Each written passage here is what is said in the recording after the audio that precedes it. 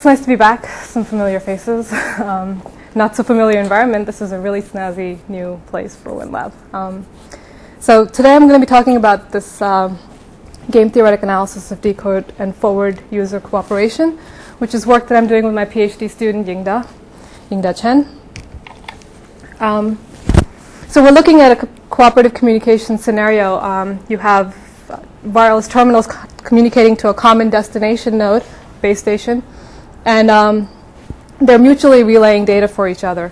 So that time now is divided up into slots, and in the first time slot, users are transmitting their own data, and then in the second time slot, they transmit the data of their cooperative partner. So here's an example of two users who are cooperating together. The two time slots together form what we call a cooperation period. And that, as we'll see in a bit, is something of importance in terms of modeling this cooperative communication game. In terms of how you would do this relaying in the second time slot, there's a couple of different options. It depends on the relaying scheme. You could do amplify and forward or decode and forward. Our analysis will be, obviously, based on the title, limited to the decode and forward scenario. And as far as what the previous literature in looking at cooperative communications is concerned, most tend to assume that users are always willing to cooperate. And then they go on and show all kinds of gains that you can get in terms of sum capacity and lower outage probability and so on and so forth. But these gains are all from the system perspective. And what we're really interested in knowing is what's the benefit for a terminal. Thank you. What's the benefit for a terminal to participate in this kind of a cooperative scenario? Because if you think about it, if your user has a good uplink channel, it's sacrificing half its bandwidth and half its power to relay data for another user. And that obviously can be very costly to the user, so it may not, in all scenarios, be preferable for a user to actually participate in this kind of a mutual cooperation. So the question is, when and why should these terminals cooperate? And the way we try to answer the question is obviously through this game-theoretic approach. It's obviously no... Yeah. Quick question. Sure. So there's a TDMA model in terms of slots. The two-time slots, yeah. So the approach that we're looking at we're looking at this game-theoretic approach, and obviously it's no surprise to people here that game theory has been used to study different aspects of wireless communications. And in this game-theoretic formulation, there are a couple of parameters of importance. For example, who the players of the game are, for example. And since we're looking at this cooperative communication scenario where the players are going to be the wireless terminals that may decide to engage in cooperation. Action profile is a vector that describes the player's decisions in a game, and in this case, the users are all going to make one decision, either to cooperate or not to cooperate. So all elements of this vector are going to be either cooperate or do not cooperate.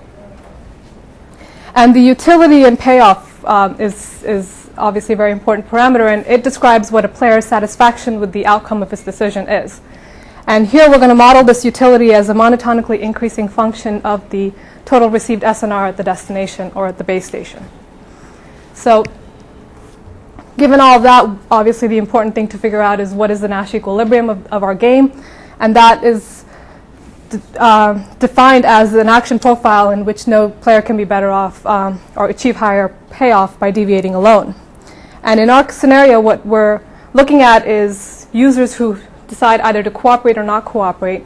And what we want to find out are conditions in which users agree to participate in this mutual cooperative relay scheme. So when and where will we get a mutually cooperative Nash equilibrium? To give an idea of what this equilibrium requires, we're going to begin by looking at a very generalized strategic form for the two-user communication game. And it looks like this. Here's player 1, player 2. Player 1 can decide to cooperate or not cooperate, do not cooperate. Player 2 can cooperate or not cooperate. If both the players decide to cooperate, then the utility they achieve is given, the utility that user 1 achieves is given as U1CC. Utility that user 2 gets is U2CC. If player 1 is cooperating but player 2 is not cooperating, then its utility is U1CDNC, and user 2's is U2CDNC, so on and so forth. The action profile that leads to cooperation is when obviously both the users are cooperating, because that means that they're cooperating with each other and you get this mutual relaying configuration. So to get this Nash equilibrium, what we want is for user 1 to prefer cooperating over not cooperating, and user 2 to prefer cooperating over not cooperating in terms of these utilities alone. And that guarantees the existence of a mutually cooperative Nash equilibrium. Not the uniqueness of one, just the existence. So that's a general strategic form. Let's look at a more specific example. So here we're going to look at it, again, a two-player game, but in AWGN channel. Assume that users have orthogonal uplinks and that they're going to do this decode-and-forward cooperation over 2 equal-length time slots. We also assume that the total transmit power of the users is constrained to P total, or P tot. So that power for user 1, P1, plus the power for user 2, P2, is equal to P total here. Now, given that the power distribution, you can then also write that user 1 has an uplink SNR of gamma 1, and user 2 has an uplink SNR of gamma 2. Now, we're going to assume that the game is played only once, that is, over one cooperation period. So each user looks at its current packages and figures out, well, should I cooperate in the next cooperation period given that this is my SNR and this is my SNR, and so on and so forth. We assume that the users are selfish players and they're seeking to maximize only their payoff. And the payoff, as I mentioned, we're going to model as a monotonically increasing function, which we call the script C, and it's monotonically increasing with respect to the total uplink received power. Received uplink SNR. And the question is, do these users cooperate? Can you just review, is it that each 1 and 2 each act as relays for each other? Mm-hmm. It's mutual cooperation. So it's this picture. So they're relaying for each other. And so now you have how many time slots? I mean, sort of 2 time slots. So in the first time slot, you relay your own. You forward your own data, and you overhear your partner's data. In the second time slot, you transmit your partner's data. Oh, so you're using full duplexes. So therefore, while you're transmitting, you're listening to your partner's Yes. stuff? No. Yeah. Sort of in line with some of these earlier papers in the area. Yeah, it was a little confusing. I think usually when people start doing time slots, they do it to get rid of the duplex. Yeah. So which of those two are orthogonal or 3 orthogonal? These channels are orthogonal.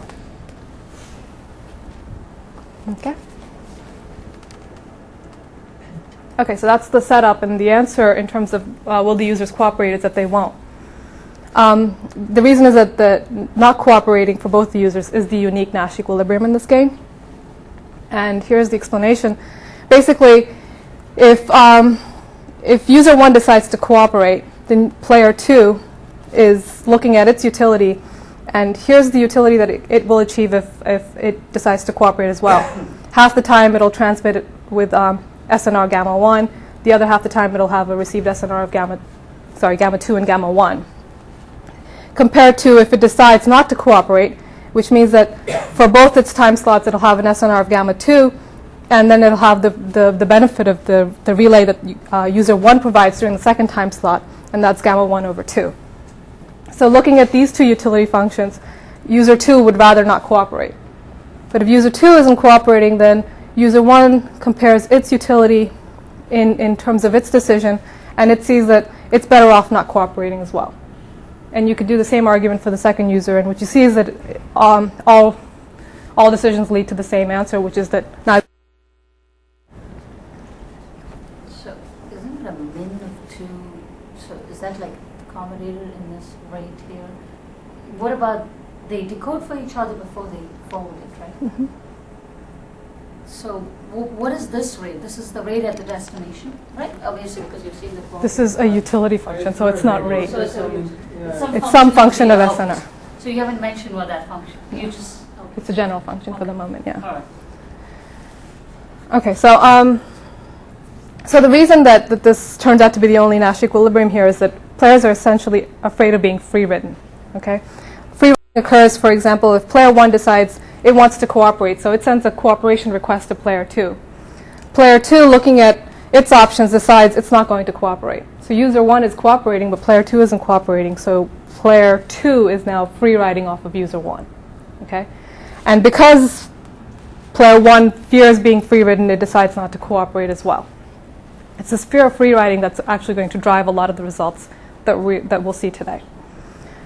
Okay, so Is power also getting split? I mean, like cooperation means what? Like transmitting your data in both time slots versus transmitting one guy's data, or like you said P total. So what is it? So P total is, and we'll come back to this again, but for the moment it's just some total power. And a fraction of that is given to user 1 and a fraction of that is for user 2. Yeah, that doesn't impact anything that we've said here for the moment. Now, this is a one-shot game. So again, this is only over one cooperation period. And the problem with the one-shot game is that this free riding has no consequence. Player 2 can't be punished for free riding off of player 1, and therefore... How do you get those factors of half? I'm sorry. It's the decode and forward over 2 equal length time slots. Yeah. So we're assuming basically that half the time you have an SNR of your own, and then the other half of the time your SNR looks like, sorry, your SNR half the time is this, and the other half the time your SNR is the received SNR from the second user. Right? So tell me which one is gamma 1 and which one is gamma So this is like gamma 1, this is gamma 2. So Okay. half the time you have gamma 1 received, Okay. and the other half the time you have gamma 2 received. But it went through the other users. Right, that's why it's gamma 2. For you, coming from the other user. Okay? So P total is a power constraint on each user. No, some. Or both Both users, users, so yep. they can share power. At the moment, they just have some power, and it happens to be that the sum adds up to P total. We'll get into power control in a In bit. some ways, you're sort of not giving yourself enough credit for do not cooperate. Like your Well, do not right. cooperate model is like. So do not cooperate is actually relaying, right? Relaying. Do not cooperate is actually just relaying, right? Is that do not cooperate? Not do not cooperate. Free riding is But just when relaying. When you evaluate, well, what is the performance of not cooperating, right? In Right. not cooperating, you Here. get the benefit of going from gamma 1 to gamma 1, gamma 1 over 2 to gamma 1. Right. Right, you're just like it's getting repetition code advantage. Right. When in Right. fact you actually had a signal dimension gain, right? You had more. You just Yeah, sort yeah. of had a coding gain that you sort of didn't give yourself Credit for, yeah. and even still you decided not to cooperate. Right. Which means the other expression also like in general she's having the SNRs. Yeah, but the other guy, right? He only has the decoded message, right? He doesn't have anything new to add. Add to it, right? But that's because the utility is only function of the SNR. Not Right. achievable, doesn't better. I also Well, want to make a point. we'll come back to issues like that. I also want to make a point about this utility in the cooperation case, right? You say it's gamma 1 plus gamma 2 over 2, but I believe in cooperation case it also should depend on the amount of data that the source would relay, the source would transmit to the relay in the first slot, right? Right. So we're assuming So equal I mean, length assume that slot. the source is very far away from the relay. Oh, okay. So it is, I mean, I feel like it has to be implicitly there somehow. Sometimes. He's saying you lost track Yes. of the fact that if the channel between the Yeah, two nodes right. is very Oh yeah. tight, I didn't you mention this, but bring we're the- assuming the inter-user channel is not an issue at this point. Yeah. Okay. Yeah, the inter-user channel is not at all an Okay. issue. That would be far too complicated for the results that we're getting at the moment. I did ask my students to look at that, and it started out to be a mathematical mess. Right. So we skipped it. All right, one second. Okay. So the problem is that this is a one-shot game, and you're only conducting the game over one cooperation period. In real systems, users will stay in a geographic region for some times and have multiple packets to send. So more practically, what we should think about is the fact that the game is played over and over again between these two players. So the utility function could be chosen to reflect a longer-term payoff instead of just the one over the one cooperation period, and that's what we've shown here. So we look at the utility function not over one cooperation period, but over k cooperation periods. This is the utility that we saw earlier. Gamma ki now is the total received uplink SNR for user I in cooperation period K. And you weight all this with a factor delta raised to the power K for cooperation period K. Okay? So, now if you look at this sort of more longer term payoff, what you can do in this case is start to punish free riding behavior. Okay? If you punish free riding behavior, then even though, so if a user decides that it's better off for it to free ride in the current cooperation period, the punishment, which will be reflected in the utility function for K greater than 0, will maybe drive the user not to free ride in the current cooperation period, for example. You could also give out rewards for users, not rewards, but compensation, sorry, for users who are being free ridden. Okay? In doing this, you might be able to now drive users into actually cooperating if they think enough about the future. So those rewards and values are incorporated in that expression. We'll come to it. Yep. Okay. So just to go over some important parameters for the utility function, this K is the number of cooperation periods over which you're interested in maximizing your payoff. So the larger K is, the more long-sighted a player is. Delta reflects how much you care about future payoff. Again, the larger it is, the more you care about the future. And so K and delta together show how forward-thinking a user really is. And intuitively, we see that, I mean, we can probably guess the larger K is and the larger delta is, the more likely user should be to cooperate. You assume that the channel will remain unchanged. Yeah, that's all static. we can't do anything with stuff like that. And even the channel to the destination. Yeah, this is an AWGN channel, so for the moment these are stationary users, they're not doing anything. Okay. And then of course there's the utility function, which also plays into whether users will decide to cooperate or not. So in the repeated game, we're just going to go back into the strategic form here. Now instead of player 1 and player 2, we're replacing with player I and player J. And we're writing these utilities slightly differently, just to make notational, or just writing the notations out easier. We're going to call UIC as the payoff for player I when both the players cooperate. UIR is the payoff for player I when it's being free ridden. So UIR here is when user I decides to cooperate, but user J is not cooperating and free riding. So user I is being free ridden. UIF is the payoff for player I if it decides to free ride, which is right here. Player I is not cooperating, but player J is, and therefore player I is free riding. And then UIN is the payoff when neither player is cooperating. Okay? And you can now go and substitute in, based on the definition that I gave for the utility earlier, what the explicit utilities are going to look like. Now, we're going to bring in these punishments and rewards. So here's a user that's being free ridden. In the current cooperation period, it only has this utility, right? Only gets to transmit half the time to the destination. But then in the future, we're going to reward it or compensate it by increasing its transmit power by beta Ri. Okay? A user who decides to free ride will get this nice sort of high utility in the current cooperation period, but in the future, it's going to be now punished by a factor beta Pi. Its transmit power is reduced. So we've got this power control mechanism effectively, which reduces and increases transmit powers for users based on whether they're free riding or being free ridden. And it obviously implicitly assumes the presence of a centralized entity to monitor the game. Yeah. Okay, so in a one-shot game, if the user decides not to cooperate, you're sort of assuming that the other user doesn't really know what strategy is adopting, right? Because it's a one-shot game. Is that correct? Yes. So the way we're doing all this is the users are going to basically receive cooperation requests from other users, and what we're interested in analyzing is whether that user is going to accept that cooperation request and cooperate. Okay. So everybody puts their strategies at the same time. They play dice at the same time. Each user doesn't know what strategy the other person is employing for the one-shot game. No, not necessarily. You do.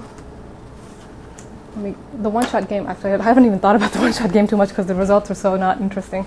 But the one-shot game basically is, what we're looking at it is that one user has sent a cooperation request to you, and do you decide to cooperate or not?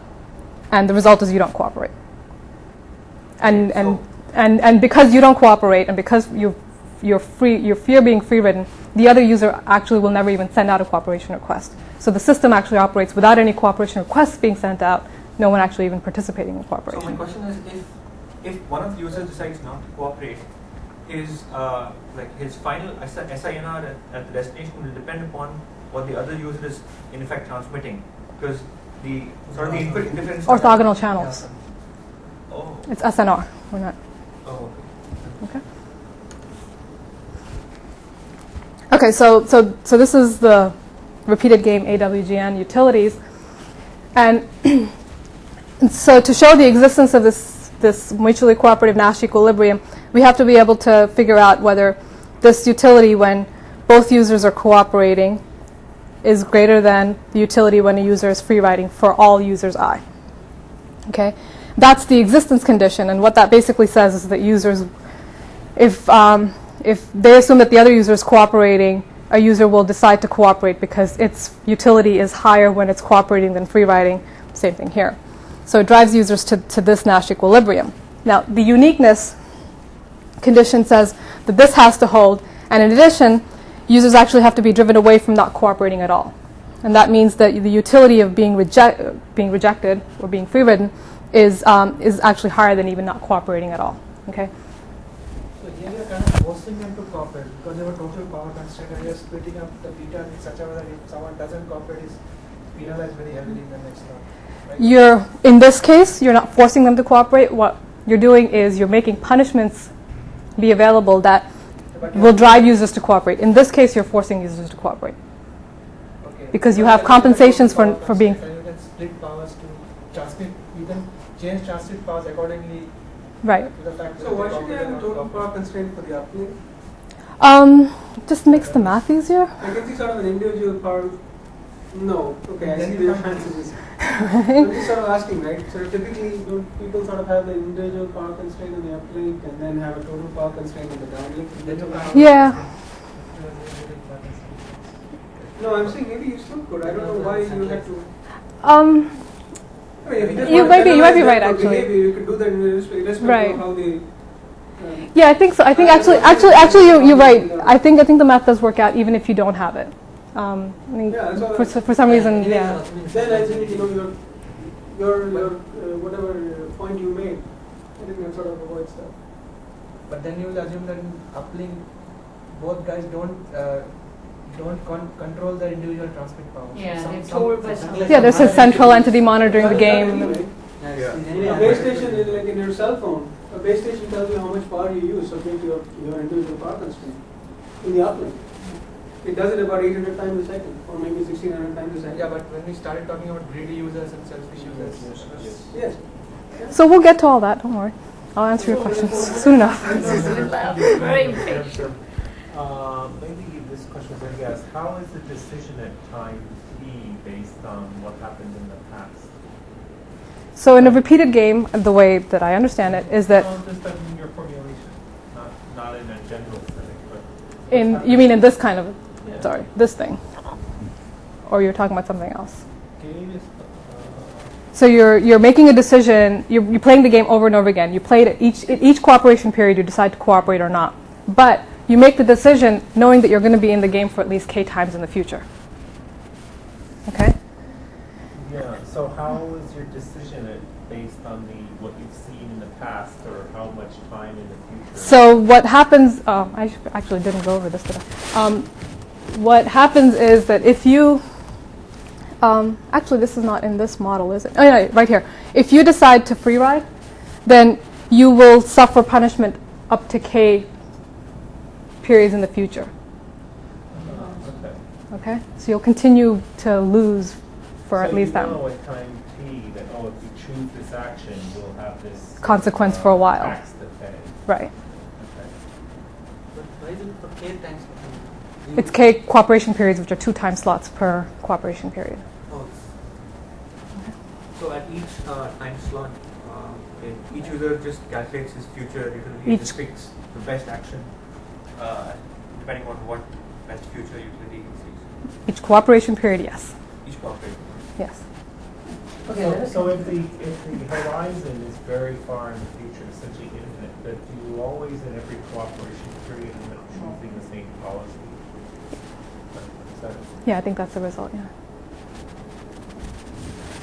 Okay. For the AWGN problem. Yeah, we'll get to the Rayleigh. That's a slightly different mechanism.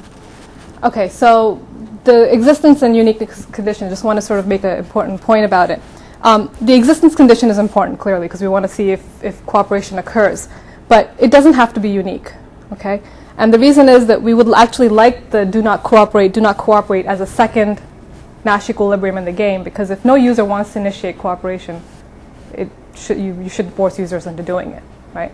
So the uniqueness is not really something that we care about a lot. The only reason I study it or present it here is that just want to point out that it could be unique, in what conditions can it be unique, and then quickly drop this uniqueness criterion, okay? So for the moment, we'll look at it, but not with too much seriousness. The betas are just greater than 1 and less than 1. See, the beta is... Me asking questions. I mean, You made a suggestion, which was helpful. Beta is actually, now that Narayan has pointed out, beta, I haven't gotten into the details of how you get beta, and I could probably put more details in the slides to show you that, and you could read the paper more appropriately. But basically, it's just think of it as a factor that reduces your transmit power, okay? And you could think of there being a p-total or not being a p-total. I don't think it affects the outcomes of the results any, okay? All right, so let's look at a particular function. We're going to just, as a particular functional form, look at Shalinee capacity as a utility, and then take a high SNR approximation. So we're looking at log 2 of the SNR, okay? And if we assume a delta value that lies strictly between 0 and 1, all right? If delta equals 1, that means you care about the future as much as you do the present. Being less than 1 means you don't care as much about the future as you do the present. So assuming that delta, you can show that the cooperative Nash equilibrium exists in this case if your power punishment is chosen to be smaller than this value here, where eta, again, just for the sake of completeness, designates what is your current allocation power out of p total. Okay. The important thing about this limit here is that it's greater than 0. And what that means is that there's always a feasible power punishment that exists in which you can drive users to cooperate. Okay? If delta was equal to 1, which means that your future payoff is as important as your current payoff, then there's a very simple power control mechanism which can guarantee the cooperative Nash equilibrium. And that basically says that any time a user will free ride, you reduce its transmit power to be less than half the available power. Okay? And that punishment, or the existence of that punishment, is alone for users to cooperate when cooperation requests come in. I lost. What's the relation between psi I and beta? I thought beta is a fraction of power of p total you use. No, it's a punishment factor. It's not a factor of p total. It's a fact that beta multiplying with p in the previous slides, I think. So it's a factor. You reduce your power by a factor. It's just some number. Okay? All right. And then you look at the uniqueness condition, and the uniqueness condition turns out to be that you have bounds on both ends, and unlike the existence condition, it doesn't always have to be true. In fact, now this is where the p total actually does come into play. If your delta and your k is very small, then the reward that you have to give a user will end up being greater than p total. Okay? So this is where it matters, where p total actually plays into consideration. But again, uniqueness is not something we truly care about. So to give you an idea of what these results show graphically, for k equals 5, and again, this Shalinee capacity as utility, we plot the feasible existence condition, which is all points that lie below this solid green curve. And for any punishment that you pick, any beta factor that you pick in here, you'll be able to get cooperation, okay, if users ask for cooperation. And the feasible uniqueness condition is this shaded region in here, right? And this corresponds to basically rewards that you'll be able to give users, which will drive them to only cooperate and do nothing else. And what you see is that for delta small, there is actually no feasible existence condition, and that's again because of this total transmit power requirement. Okay? So what happened in that little border there? like the beta is In here? No, the other little, there's no, This? there's that little triangle there. Triangle. It's a little bit, it's the smallest possible there. I'm not seeing it where. Above the green curve and Above below the the green dotted and line. below the blue. Above, between the two blues. Point it. Yeah, what's This. happening in there? Oh, in there? Yeah. So let's see. In there, you've got, well, if you pick, yeah, if you pick a punishment that lies in here, you'll just get cooperation no matter what. I mean, sorry, not a punishment, a reward. If you pick a reward compensation that lies in here, you'll get cooperation no matter what. If you, actually, I think the more interesting region is in here, right? Because in here, you're actually, it doesn't matter. If your reward is in here, you will have a unique Nash equilibrium. But if your reward is down here, you'll have a Nash, you will not have a unique Nash equilibrium, but you may have a Nash equilibrium if your punishment factor is lower than that.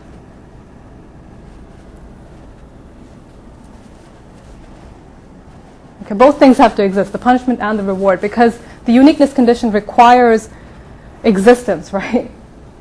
So you have to have your punishment factor be lower than the green curve and your reward factor be in this shaded region, I guess. So yeah, that might be labeled incorrectly, now that I think about it.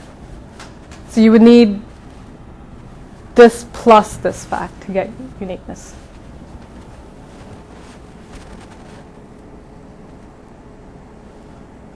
Okay?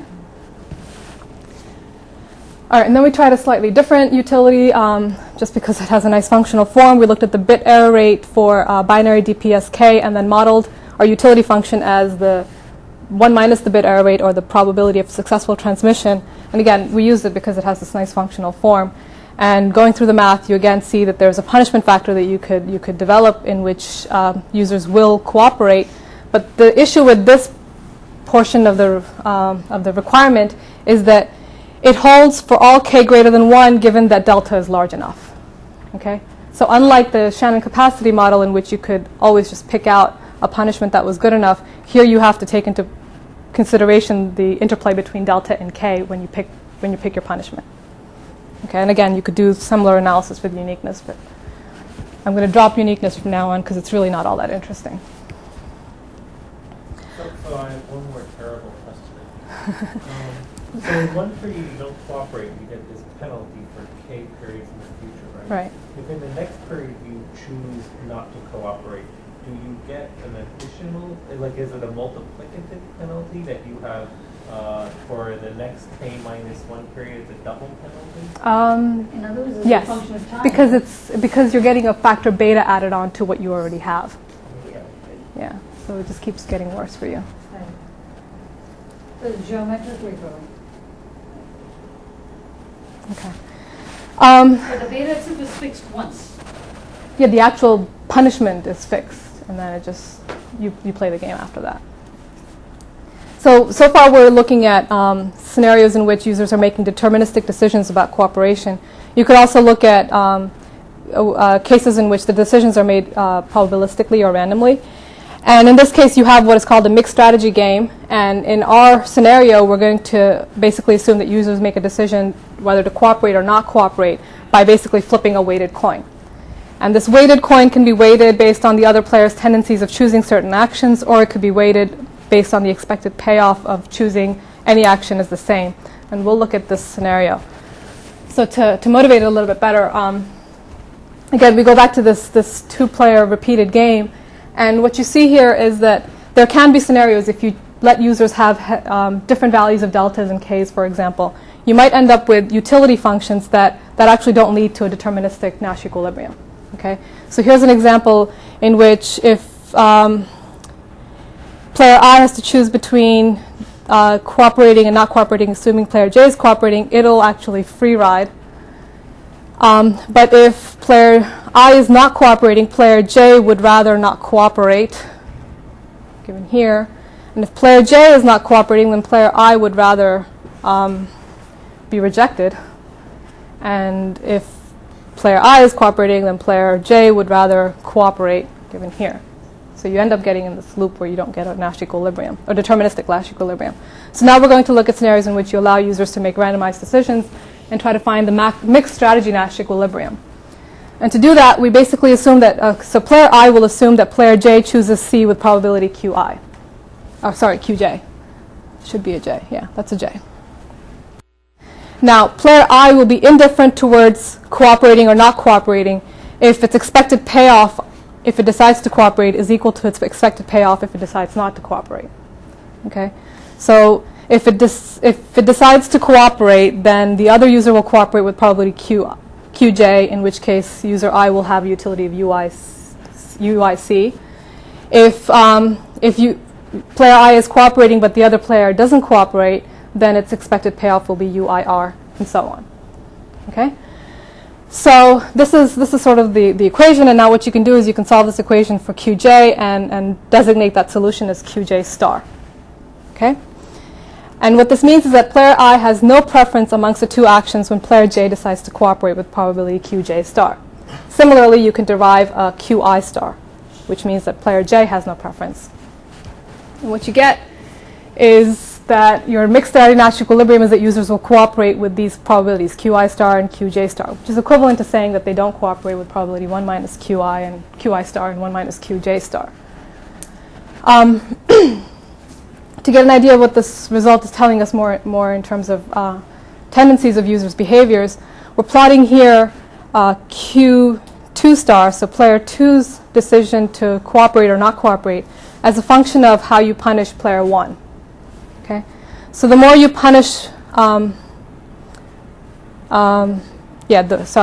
less you punish player 1, the axis is reversed here. So the more you punish player 1, which goes this way, the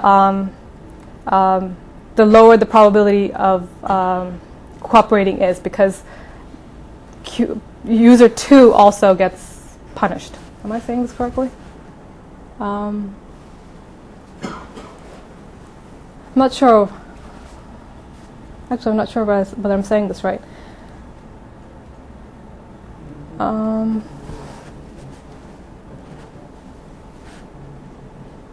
if player 1 is punished, that means player 1 stops cooperating, or is more inclined to cooperate? Player 1 will be more inclined to cooperate out here than player 2 is not cooperating. I'm not sure exactly what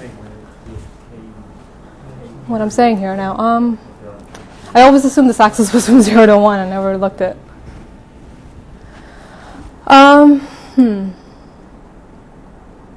So what we're saying here is actually contradictory to here, and this is consistent though. Player 2 is more likely to cooperate when it cares more about the future. So as K. This is the punishment factor. So yeah, when this goes down, the lower your transmit power is. So the worse off you are. That's right. So this is when you're worse off, and when you're being punished more and more, you're going to cooperate with higher probability. Okay. And then we also compare, for the different colored lines correspond to different values of delta. Green being the smallest and blue being the largest. So as delta goes up, you probability of cooperation goes up. And then I think the solid and the dash curves are for different values of K, and as K goes up, the more you're likely to cooperate. But bottom line is that you're more likely to cooperate if you care more about the future, which again is intuitive, or when the risk of being free-ridden is reduced. And the risk of being free-ridden is reduced when the punishment is more severe, or when the player 1 actually cares more about the future as well. Okay? Suppose you have K areas, right? Mm-hmm. The K minus 1 and 3 years, both of them cooperate. What precludes them from not cooperating? They won't cooperate in the last one, yeah. They won't. Right. Have you is that model in your cooperating, is cooperation a k bit vector? You decide. This is a decision on the current. Right. You decide now, and then. Right. We'll give simulation results, which give you a little bit more idea of what happens dynamically. Okay. So the summary for the AWGN channel, behavior is largely determined by how you model the payoff, how you choose delta K and this function C. Randomness in decision making can be modeled using this mixed strategy approach. Overall, we see that the existence and uniqueness of the mutually cooperative Nash equilibrium is ensured by proper power control, And what that requires is the central control to divvy out the powers and rewards. And what we're going to do now is to move on and look at the Rayleigh fading channel. And in this case, what we see is that you don't really need a central entity, and you can actually get users to cooperate distributedly. OK, so in the Rayleigh fading channel, we're going to model this as a two-state channel where there's a good state and a bad state. And that's determined with whether your channel gain x is greater than some threshold threshold gain or below it. And instead of looking at things with channel gain, we're going to move on and look at it as uplink SNR, so that you're in a good state if you're above gamma sub t and in a bad state otherwise. Okay, and there's obviously probabilities associated with going from a good state to a bad state, and so on. Actually, I forgot to write this on any one of the slides, but we're going to, right here. We're going to assume that the fading value stays unchanged over a cooperation period. Okay? That's a 2-slot? 2 slots, yeah. So the Markov chain. Yeah, it's a 2-slot. Like it's discrete time. It's discrete time over 2 slots, yeah. Okay. And then, given this model, you can compute the expected SNR in a bad state. It'll depend on this threshold that you choose, as well as what the average SNR of the Rayleigh fading channel is. That's gamma bar. The expected SNR in the good state, you can compute the transition probabilities. And again, they all depend on gamma t and gamma bar. Now, the idea here is that you have these fluctuations in the channel gain. And they are going to basically serve as substitutes for power punishments and power rewards, and hopefully encourage cooperation in a distributed manner. You don't need a centralized control to divvy out these fluctuations. The important thing that I want to point out now, and I'll come back to in a little while, is the selection of this threshold SNR is an important parameter in this whole model. Basically, I mean, in the most basic sense, it depends on how a user will define a good state, but how a user defines a good state will basically reflect the desired QoS of the user. The higher data rates you want, the higher reliability you want, the higher gamma t tends to be, right? Okay. And just for notational purposes, I just want to define this gamma bar ik, which is the expected uplink SNR of user I in the kth cooperation period, given its channel state in the k minus first cooperation period. Okay. And again, there's no power control anymore, so we're not punishing free writing users or free written users with power punishments. But we are adopting this policy where if a user free rides, then cooperation requests from that user will be rejected in the next k minus 1 cooperation periods. So that is a punishment. It's a punishment, but it's not a power punishment. Okay. How will people, how will the other guy know that it's pre-written? So you transmit. So let's say you decide to cooperate and the other person doesn't cooperate, free rides off of you. And an acknowledgement from the base station, you can get an idea of whether you've gotten any help or not. Okay. Is it mean that the other guy reneged? Yeah. Like he said, I'll cooperate. Well, it's not. See, this is the part that I haven't been able to pin down with my student, because he just keeps giving me all these weird answers, which I'm not sure I could get. But I think the answer that he's telling me is that we're looking at it as somebody sends out a cooperation request because they need help, right? And now you as a user have to decide to cooperate or not cooperate.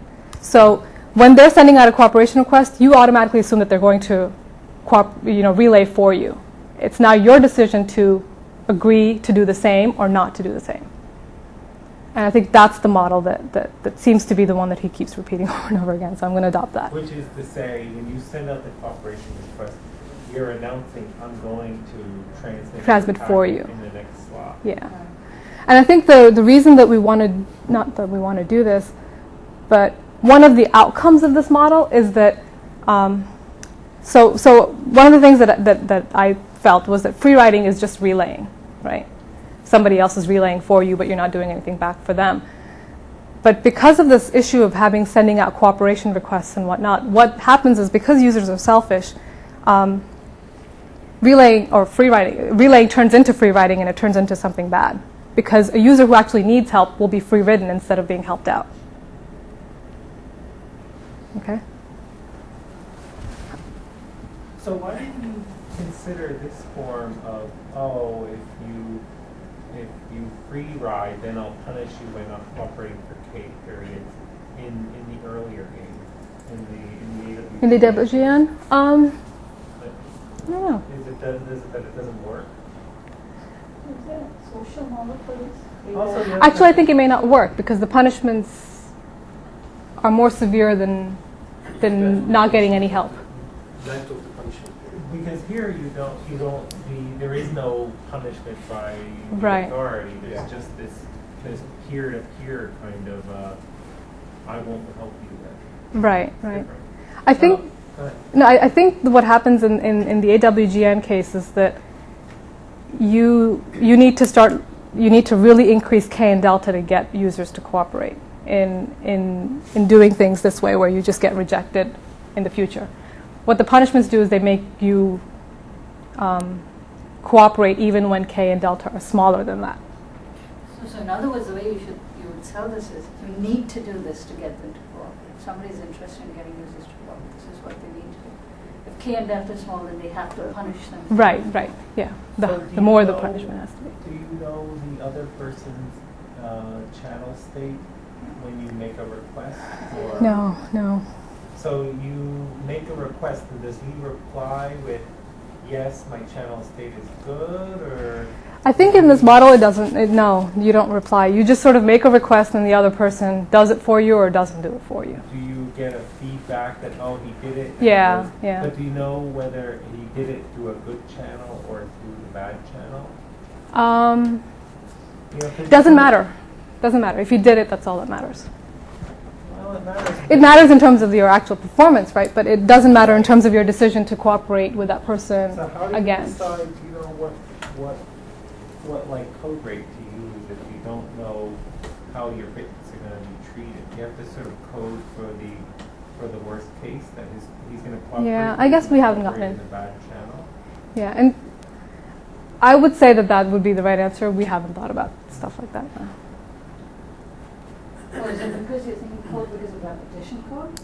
Just because the fact You have is to you get are going to get a variable Channel for the other person. You don't know if their channel is good or bad, so you have to. Did you fiddle around with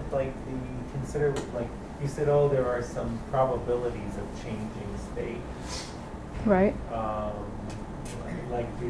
Is it that it varies very slowly and you have lots of periods in the same state, or? No, we just assume that you have an IID every 2 time slots. Okay, all right. Okay. So really, it just is okay. Okay. So now that we have this constraint that if you free ride, you'll be rejected, the utility functions get modified. And here, basically, again, you have this is your current cooperation period. This is what you'll get if both of you cooperate. This is what you'll get as sort of your expected payoff in the next k-1 cooperation periods, assuming you both continue to cooperate. If you're rejected, then this is what you get in the current, and this is what you'll get in the future. That is, you won't get help from the other user at all because that other user has been banned.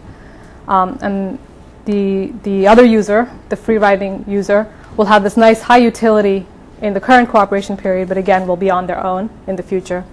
And if neither player cooperates, then obviously everyone's on their own for now and the future. So why there's no need to code, right? I mean, she's just assuming the SNR gains from the other user. So it doesn't matter what the other user's channel state is. You still get some SNR from the Yeah, other you do. user. Just from the fact that the other user's transferring to you.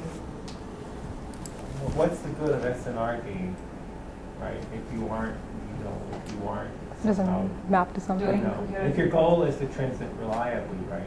No, but one of our utilities was, she said, I'm transmitting a constant rate, some dBps can, depending on what your SNR was, you're getting a different bit rate. Yeah. So it's So if constant you get a rate, better bit error rate, Yeah. right? But then So what are you one going to do with utility that is one bit minus- error rate? You're just going to do ARQ? Maybe that's the answer. You just Okay, so with these utility functions, one of the first things we can show is that just because these C's are monotonically increasing functions, not cooperating at all is always a Nash equilibrium. Again, we're fine with that because if nobody wants to initiate a cooperation request, you don't have to make users cooperate. But if somebody does want to cooperate, what we'd like is to see the other user help them out. Okay? So to get at that result, I'm going to quickly go over this, but basically what you have to compute are a couple of parameters. But again, for this two-state model, we can compute the expected payoff over the next k-1 cooperation periods if a player chooses to cooperate during the current cooperation period. Okay, so if I cooperate now, then in the future I can expect this payoff. If I choose to free ride now, I can expect this payoff in the future. Okay, and again, there's this parameter eta, which is related to the transition probabilities in the Markov chain. So now let's assume that player I receives a cooperation request from player J in the current cooperation period. So what we're saying is that player J is going to cooperate. What does player I do? Okay, so player I can cooperate also, and then this will be its payoff, or it can free ride, and then this will be its payoff. Okay. So is the assumption here that you sort of make a decision to either cooperate all the k cooperation periods? No, you decide to cooperate now, but if you decide to cooperate now, your utility is modeled as if you're going to continue cooperating for k more times in the period. But in the next cooperation period, you make that decision again. It's a repeated game, so I think you keep making the decision.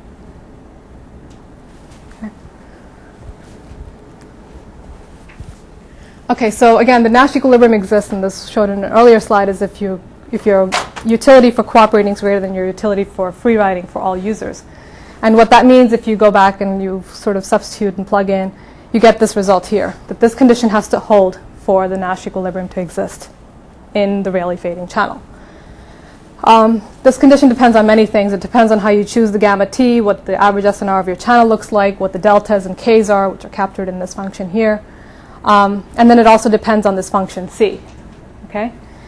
And we're going to look at different function c's, but for the moment, if we assume that this function is given, and we know what k, delta, gamma t, and the average SNR are, the existence of this condition is entirely determined by this numerator here. Okay? And this numerator here has these gamma bar I zeros, which is the average SNR in the current state, which can either be gamma bar G or gamma bar B, which is the average SNR in a good or bad state. And what this first term here represents is if you decide to free ride in the current cooperation period. The second term represents if you decide to cooperate in the current cooperation period. So this difference is the free riding gain, the gain that you can get if you just decide to free ride the current cooperation period. All right? So this free riding gain is something that comes up a lot in this result, and it's come up already many times over. Users will not cooperate if they fear being free ridden, and you will free ride if your free riding gain is good enough, and that's what we see here. If this gain is big enough, then this condition is harder to hold, and therefore users won't cooperate. Okay? When you say that maybe this US discussion, the fear of being free ridden is based on the cooperation request comes in, and you look and try to evaluate whether the other guy will, if you agree to cooperate, whether in fact he'll look at the value of that versus the penalty for reneging and he reneges?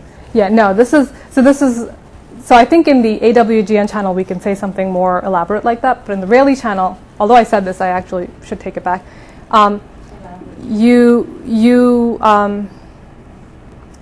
You get cooperation requests, and that means that the other person is going to cooperate. You don't doubt their intentions. Okay, so you can't lie about it. Right. You decide what you're going to do, and you're going to decide what to do based on what this free riding game looks like. Is it worth for me to free ride you or not? And the free riding gain is the advantage I get by my transmitting for you in this period, whereas versus the penalty. No, there is no penalty. So this is just for the current cooperation period. If this happens, I'll refuse to take periods. Right. So versus me cooperating for you versus me not cooperating. Right. So this is if I decide to, you send me a cooperation request, I decide I'm just going to ignore that, then this is the gain I can get in the current cooperation period only, right? And if I decide to agree with you and cooperate, then this is the gain I can get in the current cooperation period only. So this is the gain I'll get in the current, but in the future, yeah, it'll be a wash, right? Because you're not going to get anything, I'm not going to get anything. We're going to be on our own. But it doesn't really depend on the current channel state. It's all dependent on only the average channel state. And the threshold level. Okay.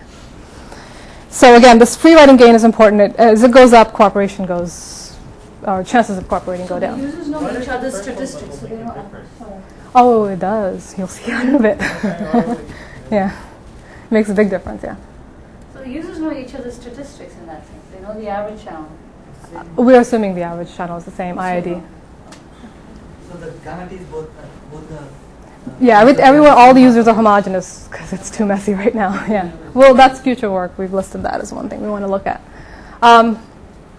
So the first result we see is that if I should go back to the slide. If C is in fact a monotonically increasing convex function, then it turns out that this denominator is negative. This is positive and this is positive, which means that this condition always holds. So if C is a convex monotonically increasing function, then mutual cooperation is always a Nash equilibrium in this game, as long as you have k greater than 1 and delta greater than 0. Okay? As long as, when you choose delta equals 0, you reduce to a one-shot game. If you choose k equals 1, you reduce to a one-shot game. So as long as you care somewhat for the future, you will always cooperate with this type of a utility function. What that says is no matter how unlikely the bad state is, don't care what gamma t is, we don't care what even gamma bar is, the mere existence of a bad state will drive users into cooperating as long as they care somewhat for the future. Okay? Unfortunately, there aren't too many convex monotonically increasing performance metrics of SNR at least. Most performance metrics that we care about are usually concave. So to look at concave, we have to do a little bit more modeling. The first thing we define is this thing called a threshold to average ratio, which is the gamma t divided by gamma bar. Okay? And this threshold to average ratio intuitively describes how well the statistics of the fading channel matches the user's QoS demand. If you have a high QoS demand and your average SNR is low, that means Z is very large, you have a poor match. Okay? If you have a low threshold to average ratio, you have a good match. That means that you don't require a lot to get into the good state and your channel is able to provide that for you. Okay? So given this definition, now we're going to define a set of values which we call RZ here, which is the cooperative regime. And what it is the values of G for which you have a cooperative Nash equilibrium. Okay? Now, in general, for a monotonically increasing concave function, we can show that there exists some k, could be very large, and some delta, again, could be very large, such that the cooperative regime is strictly non-empty. Okay? But interestingly enough, you can also show by looking at the existence condition that when C is a monotonically increasing concave function, selfish players have more incentive to free ride when their channel conditions are worse. All right? Which, when we first saw the result, seems very counterintuitive. If you're in a bad channel, you would think that you would want people to cooperate with you to get the gains.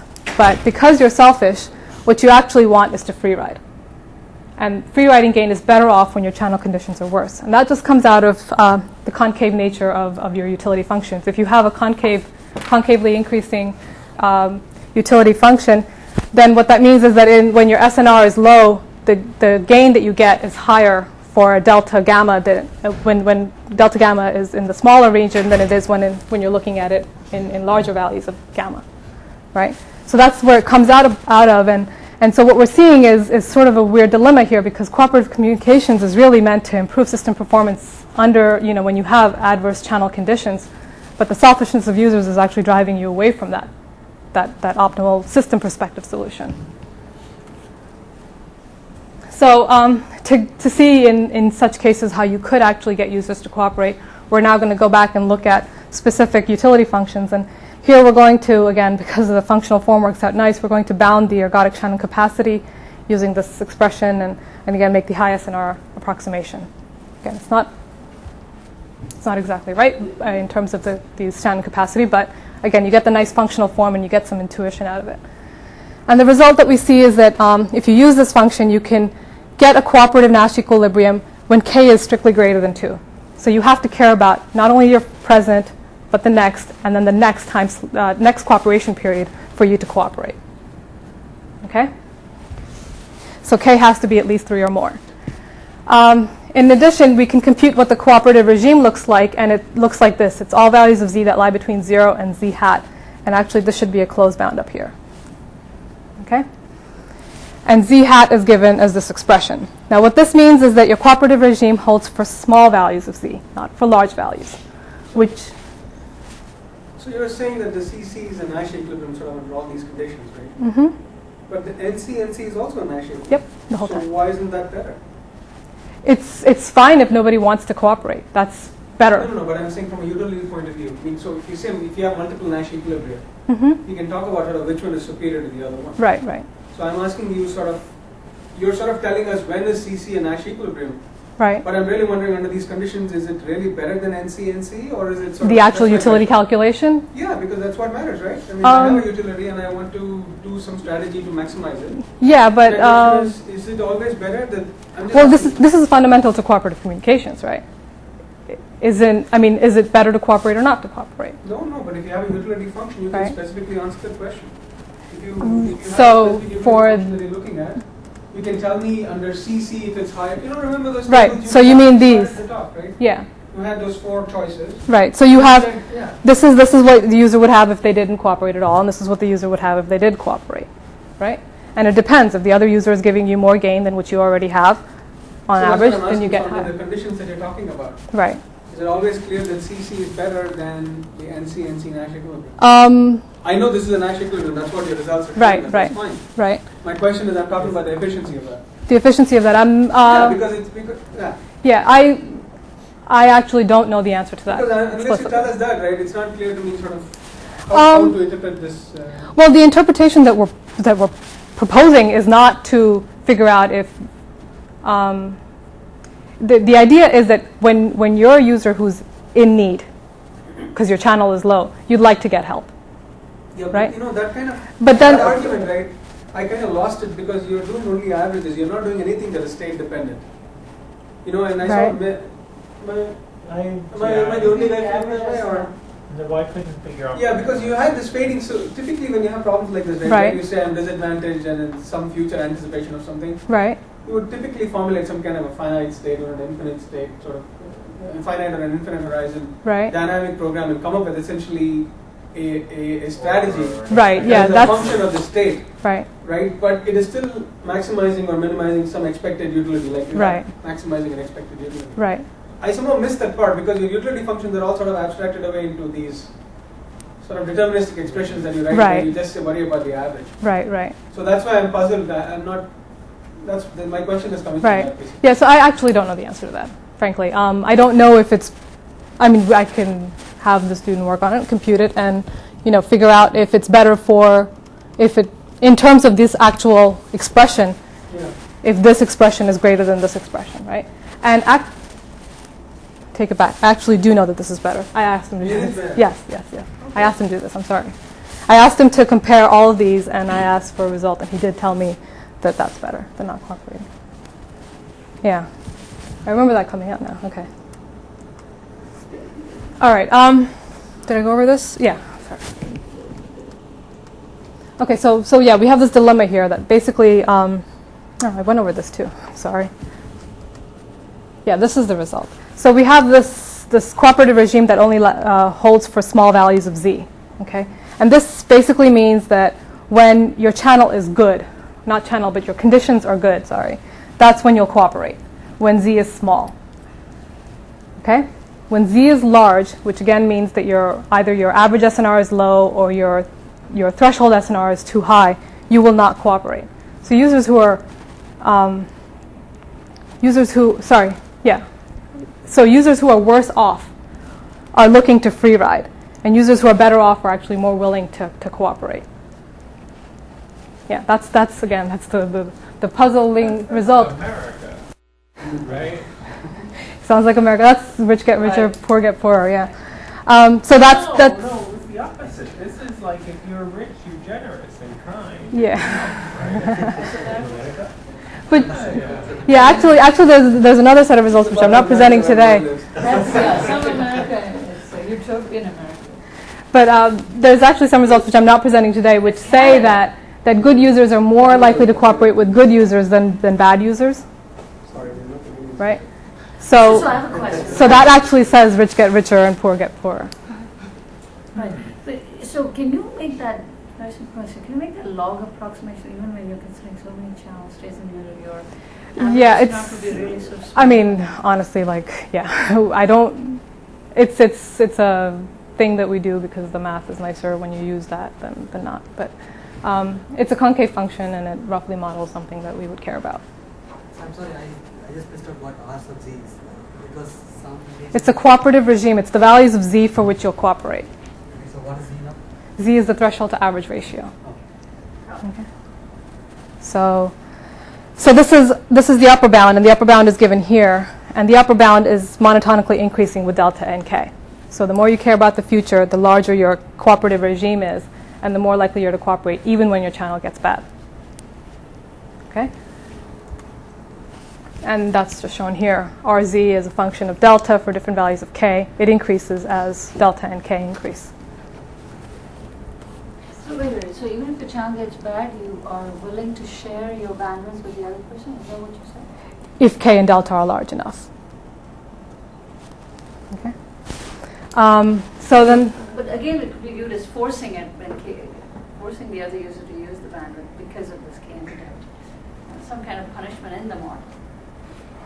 Right.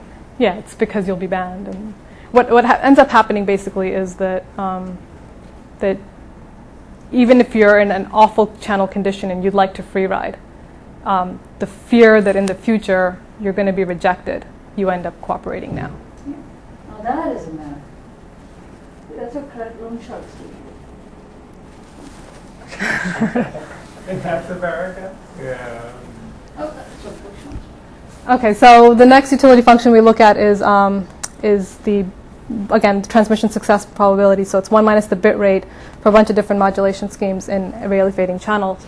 And again, that's a concave function. And in this case, we can show that a mutually cooperative Nash equilibrium exists for any k greater than 1. So as long as you care about the next time slot, the next cooperation period, you will cooperate.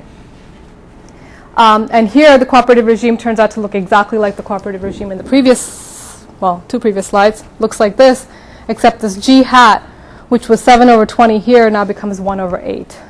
Okay? That's very close to 5. So g hat is actually the normalized is not. Almost inverse of It's a measure of it's a measure of the free riding gain. Okay, it's an upper bound on what you can expect if you free ride in the current cooperation period. So in this case, what you see is that g hat has gone down, and subsequently, the cooperative regime gets bigger in this case. Okay, the actual values corresponding to this curve are bigger than, this curve here. All right, and again, you see the same results. As delta gets larger, k gets larger, you get an expanded region. All right, and then the final utility function we looked at is what if you did the same thing but assumed multiple antennas at the terminals. So you've got L transmit antennas. And this is obviously, one of the reasons that cooperative communication was originally proposed is that you get nice diversity gains for single antenna terminals. But now we're putting in multiple antennas, and people are looking at this. But in our case, we're looking at it only to provide some insight and some consistent results that we hope will match what we've been looking at so far.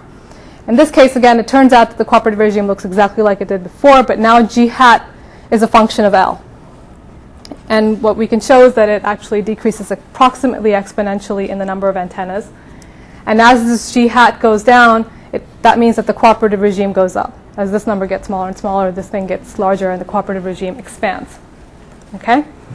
So what that means is that and I just want to focus on this plot. I mean, they both say the same thing, that as L increases, your cooperative regime extends. But in this plot, what we see is that when you have a single antenna terminal, your cooperative your z hat is about 5. If you have 2 antenna terminals, your z hat goes up to about 10. Okay? So again, thinking in terms of the threshold to average ratio, threshold to average ratio of 5 means that your threshold between a good and bad state is 5 times larger than your average SNR. Okay? You go from 1 antenna to 2 antennas, and that almost doubles. So you can tolerate more sort of lower average SNR states and still get cooperation when you have two antennas. And that gets better and better as the number of antennas increases. So this is kind of an interesting... You know what would be really nice? What's that? The same thing you showed sort of, or you had some sort of way to compare what happens in the non-cooperative and non-cooperative case. Okay. In terms of some, I don't know if Z hat is the, but it isn't telling you still what the utility is, it's just telling you sort of where you cooperate.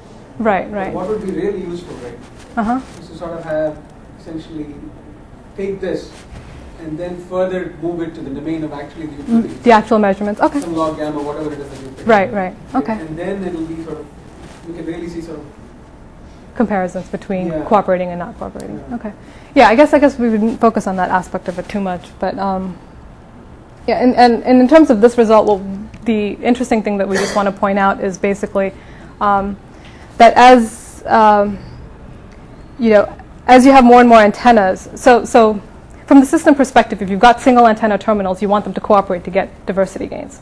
But what the results tell you is that users are more likely to cooperate if they already have multiple antennas, right? Which kind of leads you to think that, okay, well, if users can make cooperative partnerships, they look like a multiple antenna terminals, and you have another multiple antenna terminals, and then you can sort of make, you could play the same game with partners instead of individual players. Leads to the idea maybe you can do this using some coalition theory.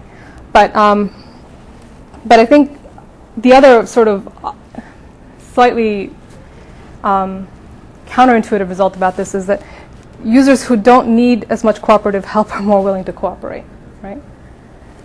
And that's, again, this idea of you not wanting to be free-ridden, okay? Because users who have all these multiple antennas tend not to really want to cooperate, and they don't really send out too many cooperation requests. But more importantly, when they do send out cooperation requests, other users are also good, and if they free ride off of you, you don't lose as much in the process. But if you have really bad users out there, you could lose a lot more if you're free ridden. Okay? So then we have some simulation results to look at how things would work more dynamically if users are making these decisions on the fly. So we assume that we have a system with 1,000 system users, each having IID Rayleigh fading channels with some average SNR. Each user has a series of transmissions to send to the base station, and the tth transmission of the user is of length KTI, cooperation periods, which is a uniformly distributed integer that lies between 1 and k max. So k max could be, for example, related to the largest file size that you want to transmit. Each system user receives a cooperation request from a virtual user, and looking at the current time interval, the user will compute the expected payoff based on the remainder of its transmission when the request arrives and decides whether to cooperate or not cooperate. And if the user decides not to cooperate, then it'll be labeled non-cooperating and will be banned for cooperation until the next cooperation request is generated. Okay, so we assume that all users start out initially as non-cooperating, and then we assume gamma t is about 10 dB, all delta is the same for all users, and we use this log2 function. Why did you choose 1,000? Why not?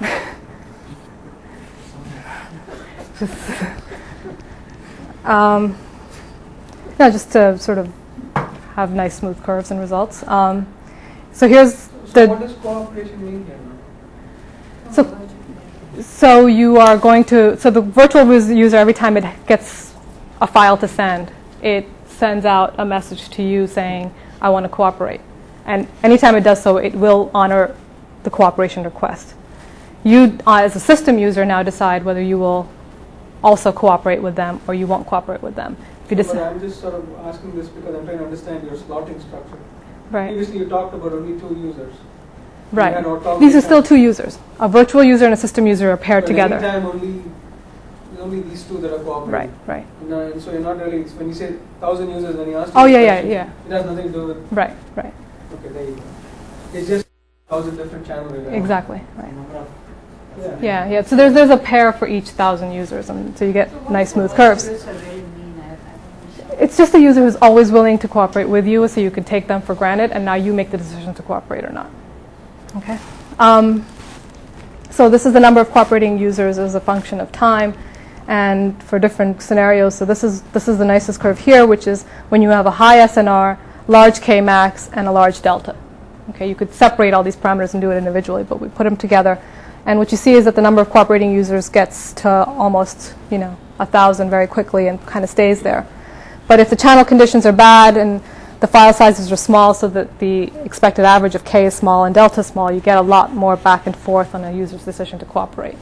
That just has to do with sort of the... What does number of cooperating users mean now? It's the number of system users who are willing to cooperate back with a user. Everybody's relaying for the virtual user at the same time.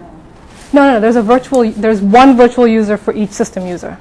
So there's 1,000 virtual users out there. Okay? Oh, I see. So up to a So I certain think, pairs. so your number of users just confused everybody. Oh, okay. This question is valid. Okay. Yeah. Yeah, I didn't realize that was Right. confusing. Okay, yeah. Essentially, it's like sort of showing 1,000 sets of these results. Right. Right. Yeah. That's what it is. Okay. So what the results basically shows is when the channel is statistically good, users place value on future performance, and that can be shown through Kmax and delta. You get more cooperation quickly, and then not otherwise. Basically, you have this back and forth and fluctuation in the decision. So users are more likely to cooperate when they place more value on future performance, are more long-sighted, or have improved channel conditions. Basically, we think that this, more value on future performance and more long-sighted is kind of an intuitive result. What is not as intuitive but sort of was interesting in the results that we observed is that users are in fact more likely to cooperate when they have improved channel conditions than when we think that they would want to, which is in bad channel conditions. So in this Rayleigh fading portion, what we see is that channel gain fluctuations are a way of serving as incentives for users to cooperate. No centralized control is needed to punish free riding behavior as long as you just sort of ignore the user once it decides to free ride. When concave functions are used, selfishness is more pronounced when users have adverse uplink channels. Different choices of the utility functions lead to different cooperative regimes. And as I mentioned just now, you get more, the cooperative Nash equilibrium is more likely when you have higher value on future performance or have improved channel conditions. So some of the things that we're doing, and people mentioned this, is assuming what if you have multiple user cooperation scenarios, and not only that, but if you have heterogeneous users, so that users don't have very simple deltas and k's that you can associate with them, or so on and so forth. And actually, we're even considering looking at amplify and forward because that introduces an additional parameter, the amplifying factor. We're going to be also seeing if this has any implications for relay selection. So how would you actually choose a user who's more likely to cooperate with you? I guess I didn't mention it here, but we're also, we looked at, and we may go back to looking at the issue of a non-reliable inter-user channel. Then there's this issue of malicious players. That's, for example, a user who sends out a cooperative request but doesn't really intend on cooperating. And then we want to come back and look at this issue of relaying versus mutual cooperation, where free riding is no longer a bad thing, where it's actually serving as a relay and modeling things so that you can look at relay performance as well. And then, as I mentioned, you could have cooperative partnerships look like coalitions and look at things in a larger scale and see if that leads to more cooperation. So that's about it.